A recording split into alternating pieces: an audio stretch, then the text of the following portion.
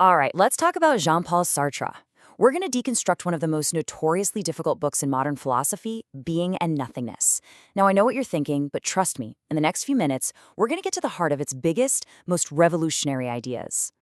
Okay, so this is it. This is the book at the center of everything.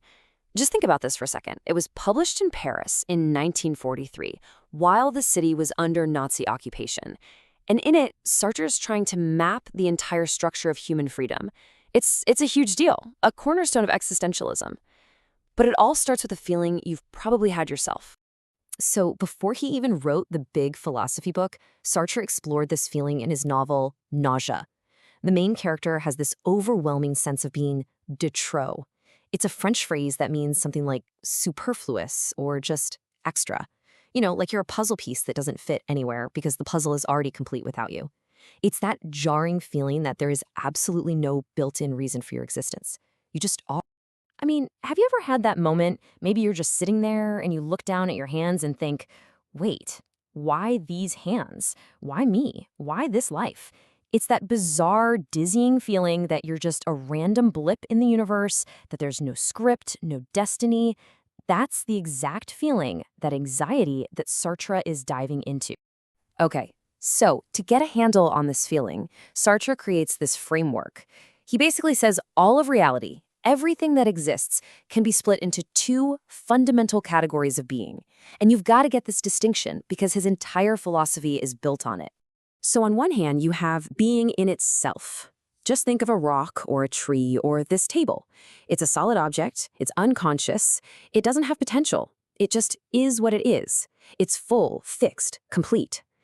But then you have being for itself, and that is human consciousness.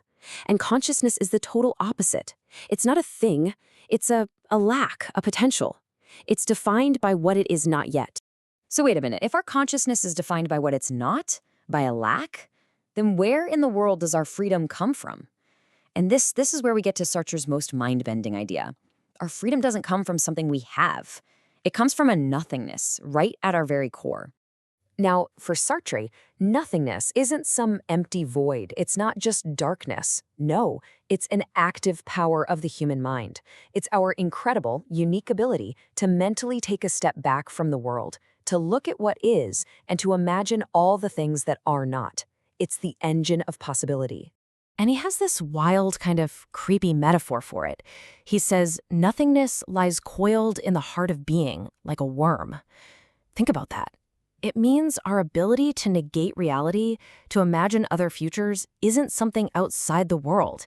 It's right inside of it, constantly burrowing through the solid facts of reality and creating space for something new. So here's how it works, really simply. Step 1, your consciousness looks at the world as it is right now. Step 2, it uses that power of nothingness to imagine a world that isn't, a future, a different reality. And step 3, that tiny little gap you just created, the space between what is real and what is possible, that gap is freedom. That's the space where choice is born. But here's the thing, that kind of total, absolute freedom, it's terrifying. It comes with this crushing weight of responsibility. And Sartre argues that we spend most of our lives trying to run away from it. And that brings us to his famous idea of bad faith. Which, leads to a huge question, right? If we're so free, if we have this incredible power of nothingness, why do we so often feel completely and totally stuck, trapped by our job, our personality, our situation? Well, Sartre's answer is that we're lying to ourselves. We're acting in bad faith. Bad faith is basically a sophisticated form of self-deception.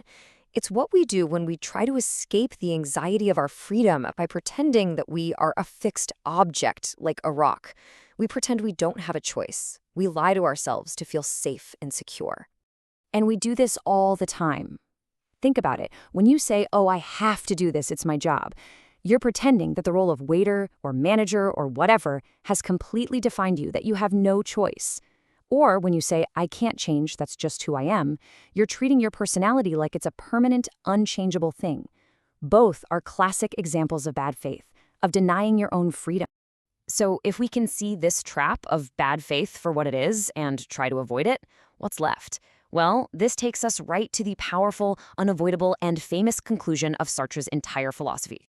This is the absolute heart of it. For Sartre, your existence precedes your essence. Think of a letter opener. Someone designed it with a purpose, an essence, before they ever built it. Sartre says people are the exact opposite. We're just thrown into existence first, with no predefined purpose. And only then, through our choices, through our actions, do we create our essence. There is no human nature. You are what you do. And that leads us to his most famous, chilling line: we are condemned to be free. Notice he doesn't say blessed to be free. It's a condemnation. Why? Because we never asked for it. We're just stuck with it. Every moment of every day, we are forced to make choices that define who we are, and we have to do it without any rule book, any guarantees, or any safety net. We are totally, terrifyingly responsible. So in the end, after hundreds of dense pages, Sartre's massive book boils down to one deeply personal and unavoidable question that it turns back on you. If there is no escape from this freedom, if no one else is writing your script, then the responsibility is all yours.